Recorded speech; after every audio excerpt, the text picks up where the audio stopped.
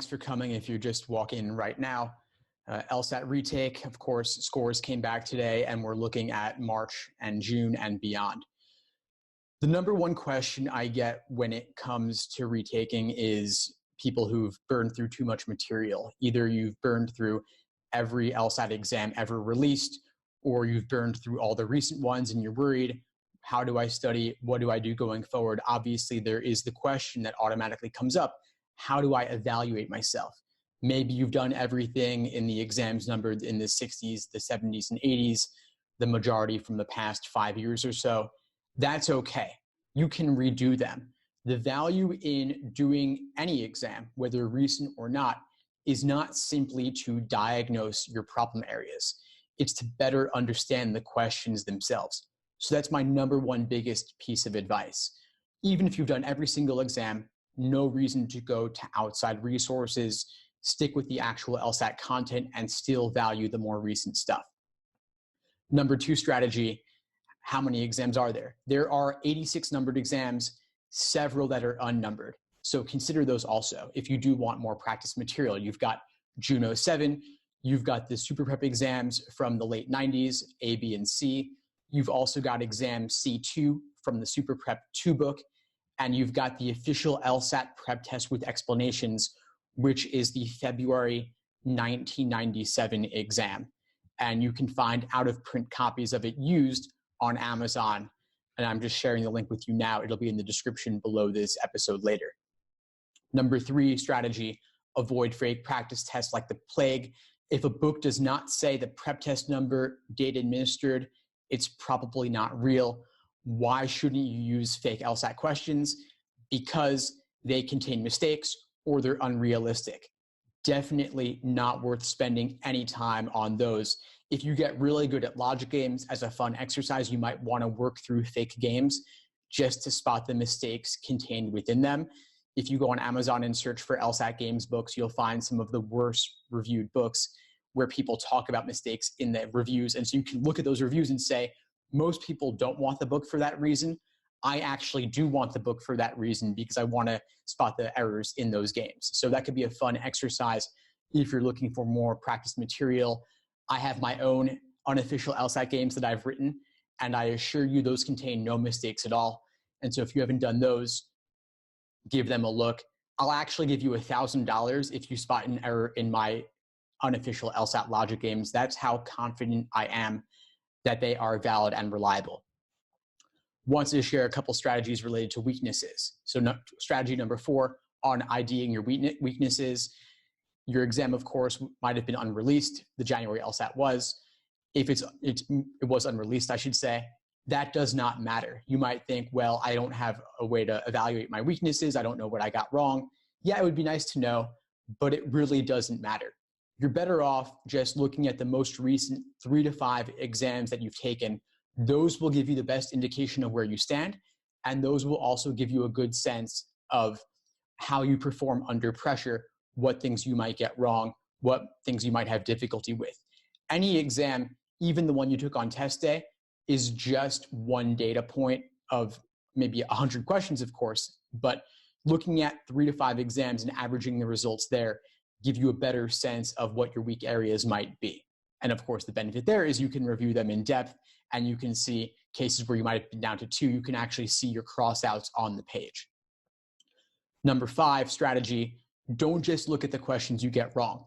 Also look at anything you have difficulty with, anything where you were down to 2 and you guessed, those are worth evaluating too, because it could have just as easily have gone the other way. So evaluate everything you have difficulty with and everything you get wrong, all of them together. Number 6, when you're reviewing, diagnose where the problem is. Was it with the stimulus, if it's logical reasoning? Was it with the question stem? Or was it with the answer choices? There might be 1,000 different LSAT tricks the test makers use to make a problem difficult, and they're spread throughout the stimulus, question stem, and choices.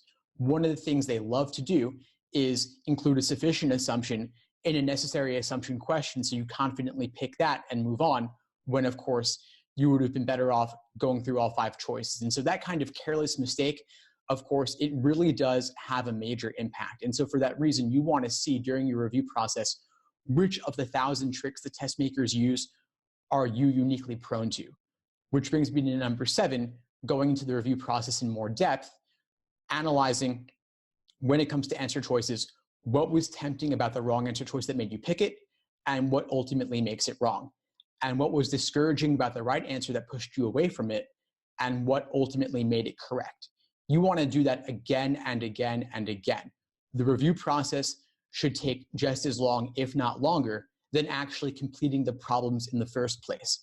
I was just speaking with a student earlier before this conversation we're having now, and he was telling me that he was going through lots of problems and looking at explanations, and he had the sense that maybe he wasn't reviewing in enough depth. And upon further discussion with him, I found out that not only was he looking at explanations, but he was only spending a few minutes on them, and he was not actually writing down anything for himself. So in your review process, your pen or pencil should be moving. And I really mean pen or pencil. Typing isn't even as good as this. You want to write down, engage your brain, multiple sensory inputs, write down, and maybe even like whisper to yourself if you're in a library or something you don't want other people to hear. Really talk through the process. I'm getting ahead of myself, but you could also talk to a friend, talk to an LSAT instructor, talk to other folks who are studying for this, but really engage with the problems. This is not something where you kind of sit at the back of the class in a lecture hall and you just passively absorb it. You have to actively engage in your review process. Anyway, I'll share more on that later. Strategy number 8, think about, as you go for a retake, what will you do differently this time? If your work schedule is too busy, your school schedule is too busy, think about tempering those down a bit. Maybe you can go to school part-time. Maybe you can cut back hours at work. If you're a paralegal who works long hours, stays late nights, maybe talk to your boss about this. If not, think about where you can squeeze more hours out of the day for studying. So maybe before work, during lunchtime, after work. Maybe for your retake, you want to look at what resources you could use differently this time. So if up to this point you've been randomly using random stuff you find online, random free stuff, forums, blog posts, videos, etc., maybe you want to get something a little bit more cohesive and comprehensive. Maybe you want to consider a course. Maybe you want to consider using a different prep book. If in the past you were not using actual LSAT questions or using some random book you got from a friend, maybe you want to invest a bit more in buying the best LSAT prep book possible for yourself. A lot of times people will say, should I buy yet another book of 10 exams or another prep book altogether? And the way I look at it is another prep book for $20 or $50, if it could change the entire course of your career and get you even just a point or two more on the LSAT, it is absolutely worth doing so. This is a drop in the bucket. The ROI on any investment you make in a resource is huge. You're investing your time in this. How do you even value your time? If you spend 3 hours with a prep book that isn't that great, you could have instead spent those 3 hours to buy one book that would end up saving you 3 hours in the long run. It's well worth it. So I will strongly encourage you, seek out additional resources. If there's something that you've been considering but haven't gotten it yet, invest yourself in that process. Back when I was studying for the LSAT, I got my hands on every LSAT exam ever released. And I got all the LSAT prep books I could find, both the good ones and the bad ones. And I started off with some of the bad ones, maybe a Barron's or something. And over time, I came to learn just how important it is to use the best resources possible, which of course do include actual LSAT questions. Let's see, number 9, study schedules. A lot of times people will just do exam after exam and measure the results, get happy or sad about those results, and then move on. It's worth starting off with the basics. Start properly, build the foundation first, then move on to timing and pacing and endurance. So any study plan, whether you're retaking or not, should involve 3 parts. You build the foundation, untimed, focus on accuracy. Then you bring it together with a full individual timed section, 35 minutes. Let's say you did games untimed by type, you learn the basics. Now you want to do a timed section of 4 games, an actual section, and then see how you did in the 35-minute mark and work from there. Then finally, phase 3, you do endurance, 5 section exams with just the break and have that be it. Now, number 10 strategy, let's say you've already learned the basics since you are retaking. You want to focus on identifying your weak areas as we discussed, focus on those, and mix in a timed exam or two per week along the way. Don't overly stress about the specifics. People will say, should I do a timed section? Should I do questions by type? Should I do timed exams? Should I read foundational material? It's all good. It's all good. It's all useful. Not one is not better than the other. I'd say there's a place for all of that. So if you have a weak area, maybe a certain question type or a certain section, let's say it's a certain question type. Let's say it's flaw questions or strengthen questions. You could do a bunch of those by type. I have categorizations on my website, so you drill those. If you feel that your foundation is lacking in one of those types, then you read some foundational materials on that first, maybe an article on my site or a chapter in a prep book. If, let's just say, you have trouble with reading comp as a whole, you could read some foundational material on reading comp, or maybe watch my reading comprehension course or videos, then do some timed sections to work on those. But still, of course, a timed exam or two a week is definitely a good idea, especially if you're going for March, because there isn't too much time remaining there. Speaking of which, number 11 strategy, if you have 1 month till March, if you've got the time, go for that. You've got, I think, about 6 weeks or so. It's possible. It's possible to improve a few points between now and March 30th. So if you've got the time in your schedule to study for it, go for that. Otherwise, you've got about 3.5 months until June. And I would suggest try to be done by June if you can, because that's the last exam that's paper and pencil for everyone. The digital LSAT starts in July, and of course, things are going to change, which brings me to number 12 strategy, talking about the digital LSAT, what to be aware of, what to avoid. The July exam is the first exam that's going to be digital. Half of test takers will get the digital exam on the tablet, half will get paper and pencil, and LSAT chooses for you. They assign it, and you don't get any advance notice. And I don't know about you, but I would not want to be in that situation, walking in on test day not knowing what I'm going to be facing. So if you're anything like me, try to avoid that ambiguity and either go for June, which is paper and pencil, or go for September, which is 100% digital. And to be honest, I don't love the digital format as it currently exists. It's somewhat restrictive in a lot of ways. It's on a tablet, but you can't draw freehand on the tablet. You can't write on the tablet the way that you're writing on your LSAT problems. You will get scrap paper, but of course, it's not the same thing going back and forth between them. So let's say you can't do it by June, you got to do it in July or September, and you're getting digital. Of course, you'll make the best of it, but I think it's better avoided if possible. And right now, we're in February. You've got enough time to prep for June.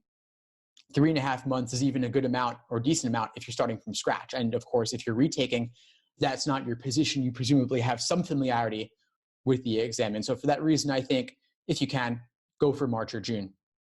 I wanted to talk a bit about taking your prep to the next level. So number 13 strategy is write your own LSAT questions, write your own answer choices, write your own games.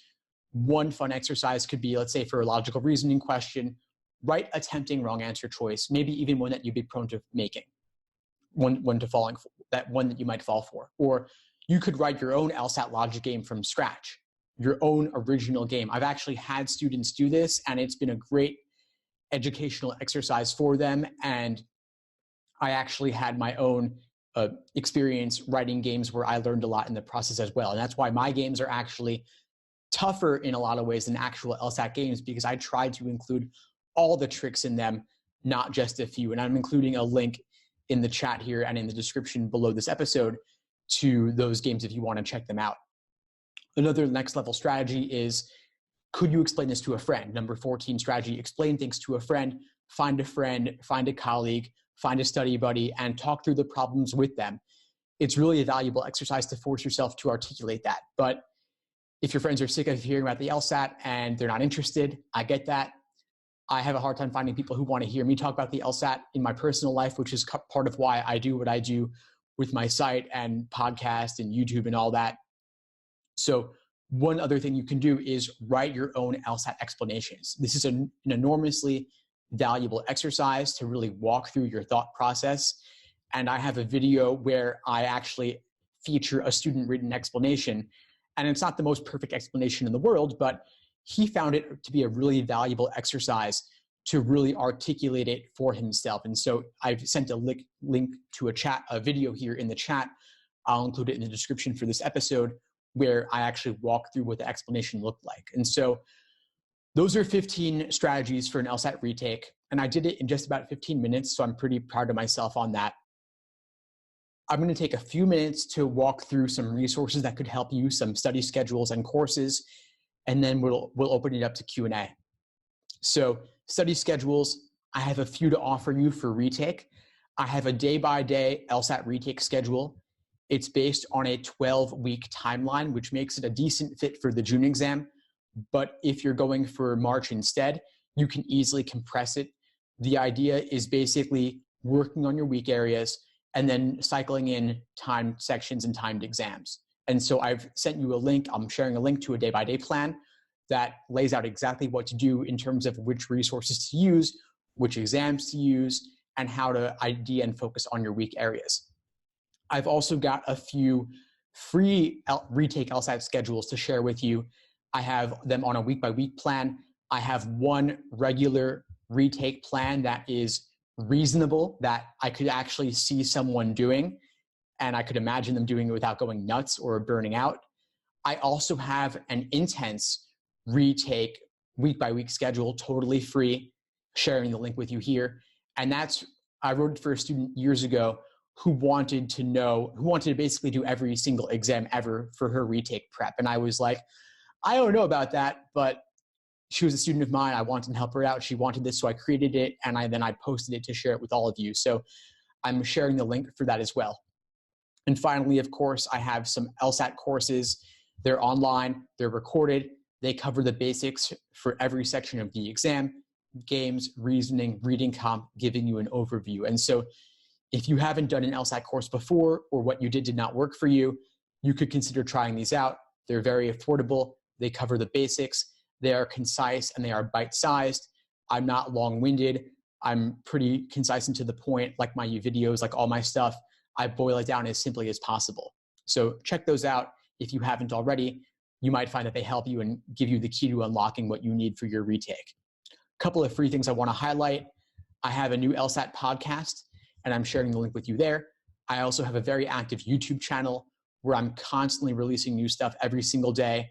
They're both just videos with me one-on-one with all of you, or they are interviews with other law school admissions folks or lawyers, people in the field. And so that's a great place to check out for additional help. Anyway, that's pretty much everything I wanted to share on my end. I'll open it up to Q&A now. I see one question here in the chat, but please do feel free to ask more questions. Got one question from Alia.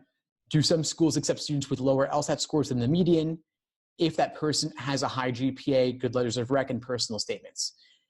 That's a great question. So can the other factors outweigh your LSAT score? To some extent, yes. The LSAT is the most important factor, but the GPA and other soft factors do play a role.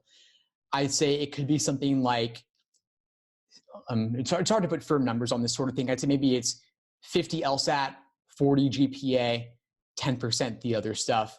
Different people will give different rough estimates, but it's something along those lines.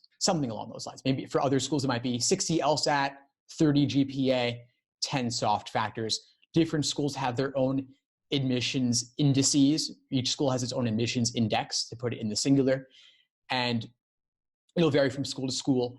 LSAC on their site, they have a free resource. It's an LSAT and GPA calculator. If you just Google LSAT GPA calculator, you'll find it, and you can input your GPA, which might be fixed at this point if you're out of school already, and your LSAT score, which of course is not fixed if you're planning on retaking, but you can input different numbers for each and then see what your chances may be at various schools. But the numbers do unfortunately determine the vast majority of your admissions chances. So if you're considering a retake, if you think it might make the difference, then certainly do that as well. Got a question here from Patrick. Is there ever a point when you should not retake the LSAT? If you scored a 171, should you retake in the hopes of getting a higher score? Great question. So if you got a 171, that's awesome. Obviously, you're in, I think, the 97th percentile. So you're ahead of most people. If your GPA is low, though, let's say your GPA was a 3.0 and you have a 171.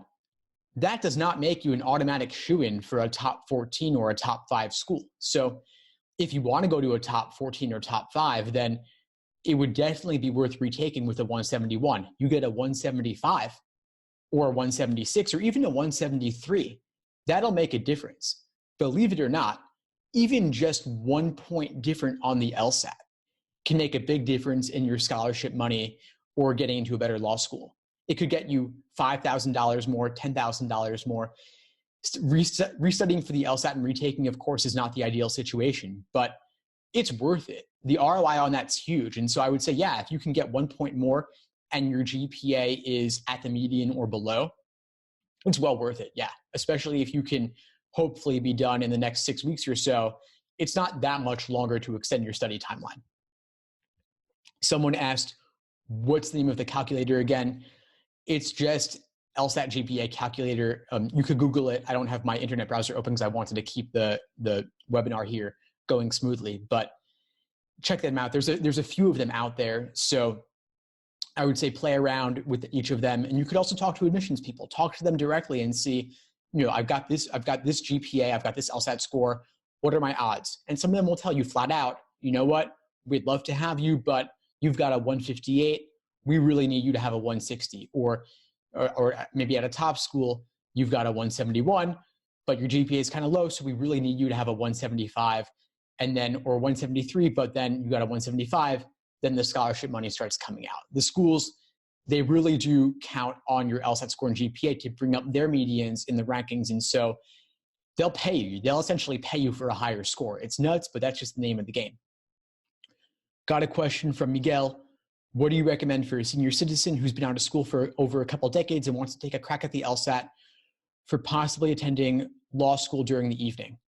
Well, kudos to you for getting back into this. It's definitely not easy to jump back into academics if you've been out of it for a while. And so for that reason, you're going to want to invest more time in studying. You're going to want to maybe you want a longer timeline and you don't feel as much pressure to get it done as someone younger who feels like everything rests on what happens in the next year, which, as you age a bit, you come to learn, at least I have, that you can delay things. 1 year doesn't make that much of a difference in the grand scheme of things. And so I'd say slow down your timeline a bit. That's the biggest advice I would give you. So if you've been thinking about March, but you have a feeling that maybe you need more time, go for June. Take the time to dig into the books and devote yourself fully to this. If you're in the lucky position to maybe be able to study full-time or 20 hours a week, then take that time and work through the problems slowly and deliberately and really engage in your review process more than anything else. And you also mentioned you're going to law school in the evening. So maybe that's a part-time program. Part-time programs tend to be a little bit more flexible, and they also tend not to require the same LSAT scores and GPAs that their full-time programs do. And so if you see medians for a given school, I think, for example, here in New York, Fordham, I think, has a part-time program. The medians that you need for a part-time program are not as high. The scores that you need for a part-time program are not as high as those for a full-time program. And so just keep that in mind. And if you talk to admissions, they'll probably tell you that as well. And someone asked, what do you think about the Khan Academy prep? I think it's great that they're offering it. I think more free resources are always good, but I'm hesitant to recommend it for a couple of reasons. One of them is that it's coming from LSAC, the test makers. It's created in conjunction with them, and their goals are not the same as your goals. They want the LSAT to serve the function of separating everyone along the score band from 120 to 180. And so, of course, they want to provide some baseline advice, but they're not really going to get as deep into it as someone on the outside will. And they're not really going to give you the keys to the castle to unlock the exam for you. I was speaking with a friend of mine who used to write actual LSAT questions, and he really got into the nitty-gritty with me of the tricks they use for wrong answer choices, what they use to make wrong answer choices tempting, and what they use to make right answer choices discouraging. And you're not getting that from the LSAC written stuff. If you look at Super Prep or their handbook, they give you everything in very technical terms, but they're not really going deep in the way that I do, for example. And so if you have a limited budget and more time than money, then yeah, go for the Khan Academy stuff. But I'm hearing from a lot of students that it's not really enough and they're looking for additional resources as well. And so try it out, see if it works for you, but I'd look elsewhere as well. Got a question about the July LSAT. Do I think people will avoid it because of the tech transition? Well, so I do think people will avoid it because of the tech transition. I do think the ambiguity might reduce it for some people, especially because you do have the June LSAT just about a month before. And so you could either go for June or September. I think the frequency of the LSAT being offered makes the other LSAT test dates more appealing than July in particular. Then the follow-up question there is that a reason not to do it? I think it's a reason not to do it. I mean, your opinions may differ. And if you don't really care about the ambiguity and you don't care that you might walk in getting one or the other, then by all means, go for it. One interesting side benefit of the July LSAT is that that'll be the only time they let you see your score before deciding whether to cancel. So I'd say for that reason, it's not a bad idea. I got one question from Patrick about one-on-one coaching sessions. Great question, Patrick. I do offer one-on-one. And I have a link on my website at the top navigation bar with that if you want to check that out. And of course, feel free to reach out directly if you have any questions at all. As for help with the personal statement, I do help with the personal statement and other aspects of the application. My focus is on the one-on-one LSAT coaching though. So I typically limit my application help to people I'm already working with. But if you have a unique situation and you think you might want the one-on-one with me, then of course, feel free to reach out and we can discuss it further. Again, everyone, thanks for joining. This was a lot of fun and we'll definitely do more in the future. All the best to you with your retake prep. Again, feel free to reach out if you have any questions as you move forward. Take care, guys. Bye. Thanks for tuning into the show. Please subscribe if you haven't done so already to be notified of new episodes as I release them. And feel free to reach out if you need anything at all as you move forward with your prep. I'm happy to help however I can. In the meantime, I wish you all the best and take care.